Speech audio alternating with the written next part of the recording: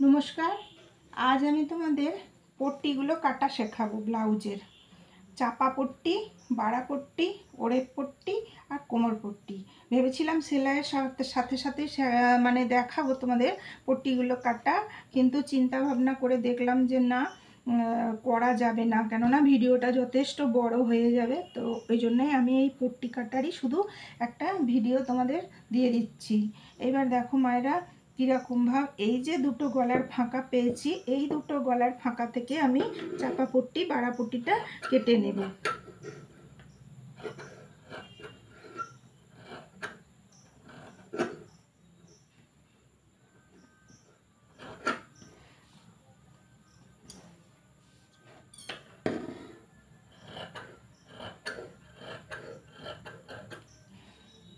দেখো এই দুটো, একটা আর এই একটা চাপা পট্টি আর বাড়া পট্টি। চাপা পট্টি কাকে বলে না, যে পট্টিটায় হুক বসে, অপেক্ষাকৃত সরু হয়, সেইটাই হচ্ছে তোমার চাপা পট্টি, যেটাই হুক বসে। তাহলে হুক বসে যখন, তখন আমার সেইটা একটুখানি চওড়া কম হলে চলে, সেই জন্য আমার ধরো এই 1.5 ইঞ্চি মতো চওড়া নিলেই হয়ে যাবে। তো আমি এই 1.5 ইঞ্চি মতো চওড়া নিয়ে এটা কেটে নিচ্ছি। দেখো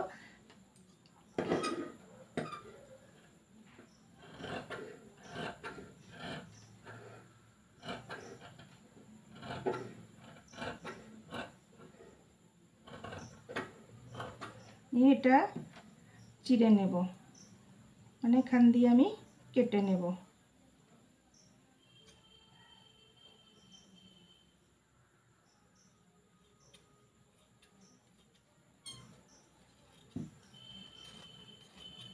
এইবার এখানটা আমি ঘুরে নিলে আমি একটা লম্বা কাপড় পেয়ে যাব। আর এইটা কিন্তু মায়েরা ঠিক এতটাই চওড়া থাকবে, খালি এই দিকটা একটুখানি আমি ছেঁটে নেব। তো আরও একটু চওড়া হলেও এটা অসুবিধে নেই। এটা হচ্ছে বাড়া পট্টি, এটার থেকে আমাদের হুকের যে ঘর তৈরি হয় সেইটা হবে। এইবার দেখো মায়েরা, আমি ওড়েপ পট্টিটা কাটবো। ওড়েপ পট্টিটা যে আমি কাটবো, যে জায়গায় আমি দেখবো এরকম গোলাকৃতি আছে, সেই জায়গাটা থেকে কাটার চেষ্টা করব। তো দেখো এই রকম জায়গা থেকে কাটি, মোটামুটি কাটলে আমার ওড়েপ পট্টিটা এসে যাবে। ওড়েপ পট্টি মানে তেরচা পট্টি যেগুলো, সেগুলো হচ্ছে গলায় যেগুলো দেওয়া হয়, যেসব জায়গাগুলো আমাদের রাউন্ড, সেই জায়গাগুলোই ওড়েপ পট্টিগুলো দেওয়া হয়। এই দেখো মায়েরা, আমি প্রথম এইখান দিয়ে একটা কেটে নিলাম, নিয়ে এইবার দেখো এইখানটা যতটা তোমরা চওড়া করবে, এক সিকি যতটা পারবে ততটা মতন তোমরা যেরকম চওড়া দেবে সেই রকম অনুযায়ী এইটা পটিটা করবে। তো আমি দেখো এই অনুযায়ী কেটে নিচ্ছি। তো পিঠেতে আমি অন্যরকম কোনো চওড়া পটি দেব না, দিলে অন্যরকম কাটার সিস্টেম আছে, বা কোনো ডিজাইন যদি করা হয় সেখানেও সিস্টেম আছে অন্যরকম কাটার।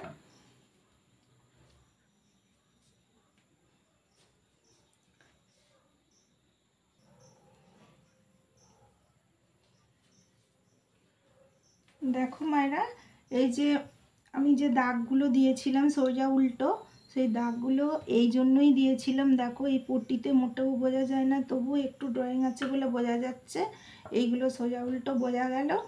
আর সেই অনুযায়ী এগুলোতে এই যে একটু দাগ দিয়ে নিলাম, দাগ দিয়ে নেবে।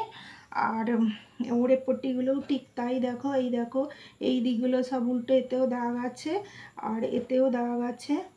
এই দেখো মোটামুটি আমি ওই জন্যই দাগটা টেনে নিয়েছিলাম, প্রত্যেকটাতেই দাগ আছে, তাহলে আমি সোজা উল্টোটা বুঝতে পারবো। তাহলে বোঝা গেল মায়েরা। দেখো তো এইবার আমি আসছি কোমর পট্টিতে।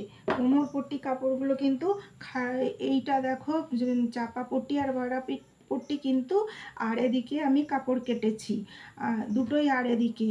আর ওড়ে পট্টিগুলো তো তেরচা, বুঝতেই পারছো। আর কোমর পট্টিগুলো কিন্তু আর এদিকে নয়, খাড়া দিকে, কোমর পট্টি সবসময় খাড়া দিকে, আর সবসময় তোমরা যতটা চওড়া রাখবে ততটা, 1.5 ইঞ্চি, 1.25 ইঞ্চি, 2 ইঞ্চি যতটা রাখবে। তৈরি করা ব্লাউজ তো একটু বেশি চওড়া রাখলে দেখতে ভালো হয়। তো এরকম যদি কাপড় হয়, ধরো আমি এরকম একটা টুকরো পেয়েছি, এই টুকরোটা আমি যদি 3 ভাঁজ করি অনেকটাই চওড়া হয়ে যাচ্ছে। 4 ভাঁজ যদি করি এমন কিছু খারাপ লাগবে না, সেই জন্য আমি এখানটা থেকে 4 ভাঁজে কেটে নেব। এখানটা থেকে আমি 4 ভাঁজে কোমর পট্টিটা কেটে নেব, আর সেই মাপেই বাকিগুলো কাটবো।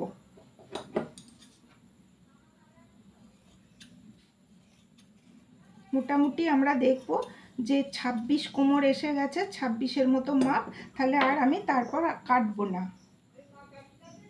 তাহলে মায়েরা সব ক্ষেত্রেই কিন্তু এইভাবেই পট্টি কাটা হবে। কিছু কিছু ক্ষেত্র ব্যতিক্রম হবে, গলার ডিজাইনগুলো যখন হবে তখন একটু ব্যতিক্রম হবে, সেটা শিখিয়ে দেব।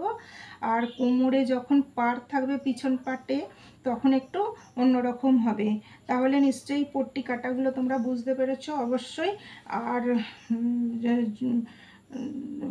আর যদি তোমরা না বুঝতে পারো বা তোমাদের যদি অসুবিধে হয় কমেন্ট করবে, শেয়ার করবে। আর যারা নতুন তারা আমার ভিডিও পাওয়ার জন্য, নতুন নতুন ভিডিও পাওয়ার জন্য আমার চ্যানেলটা সাবস্ক্রাইব করবে। সকলে ভালো থেকো, সুস্থ থেকো। আসছি পরের নতুন একটা ভিডিও নিয়ে। টাটা।